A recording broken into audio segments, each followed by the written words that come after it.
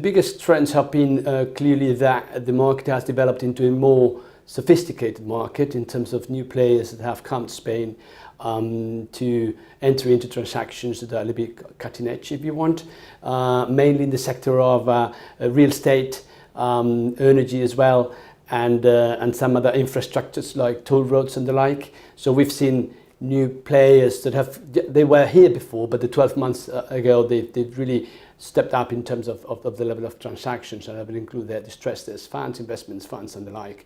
That has generated a more sophisticated market, if you want, more demanding in a way as well. The Spanish law firms have a great opportunity to adapt to these new trends in terms of global markets.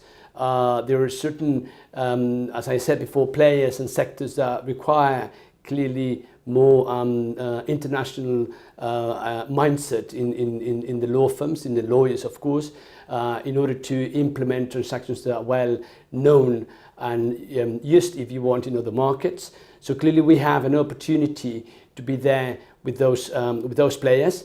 There are challenges, of course, in terms of our, overcoming the situations of distress, situations of insolvency. So of course, in all sorts of restructuring, refinancing, pre-insolvencies, insolvencies, all of that, they're all related work around there.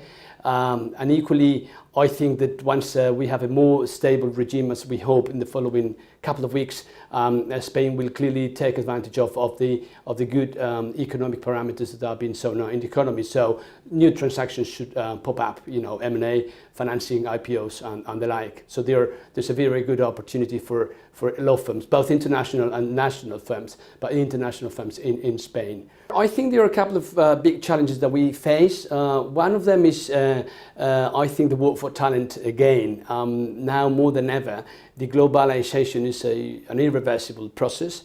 That means that our youngsters really want a global market. They want to operate in a flexible way so that they have opportunities. So law firms really face a challenge in recruiting and in retaining that talent. At the end, clients, which is the flip side of that, clearly demand top high-profile lawyers. They want added value advice. They pay, but only if they get.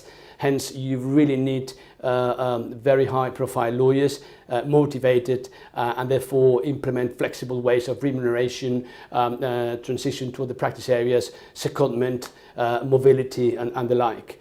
And probably one of the second biggest challenges that we have as a law firm is what I would call the protection of our confidential information, data protection, all of that, which requires very severe policies in terms of behavior, conducts, in order to protect our clients' interests, in order to protect our clients' own personal or corporate situations. And that law firms need to really implement and step up a little bit in those kind of policies.